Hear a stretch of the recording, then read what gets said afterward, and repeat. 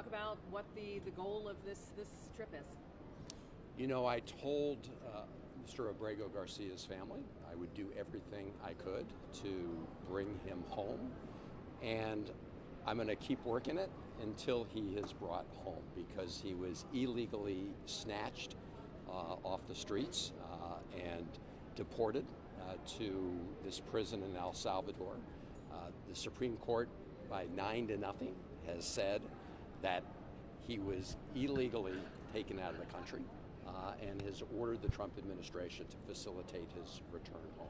So I am going to go to El Salvador. I hope to meet with senior officials in the government, and I hope to have a chance to see Mr. Abrego Garcia to report on his condition. But my overall purpose here is to send a signal that we are not going to stop fighting for his return until he is actually released. I may be the first senator or first member of Congress to go down to El Salvador, but people are going to keep on coming until he comes home. What has been the reception to your requests? Well, we've been working right now through the embassy, and we'll have a better sense when I get there as to who I'll be able to meet with, or if I'll be able to see Abrego Garcia at all. But we're going to push very hard to do that. And again, the overall message will be it's better to cooperate with all of us to implement the court order here at home. And I do believe that the government of El Salvador, the president of El Salvador, will recognize that it's very much in their interests to help bring him home so he can have due process. This is about the rule of law. This is about due process. This is about not letting people be just whisked off the street, which the Trump administration admits was done in error. And I just want people to think about what that means. I mean, you know, you go out, you get disappeared. They say they did it in error, but they're not helping bring you back from the prison that they sent you to. That's a nightmare for anybody in America. And my view is the Trump administration starts by picking on the most vulnerable. But when you start ignoring court orders and you start ignoring the rule of law in America, it's a very short road to tyranny. Department of Homeland Security says if he shows up at a port of entry, that they're going to either deport him to another country or strip him of his protected status and ship him right back to El Salvador. Well, that would be in direct violation of the court order, because the court order was to facilitate his return.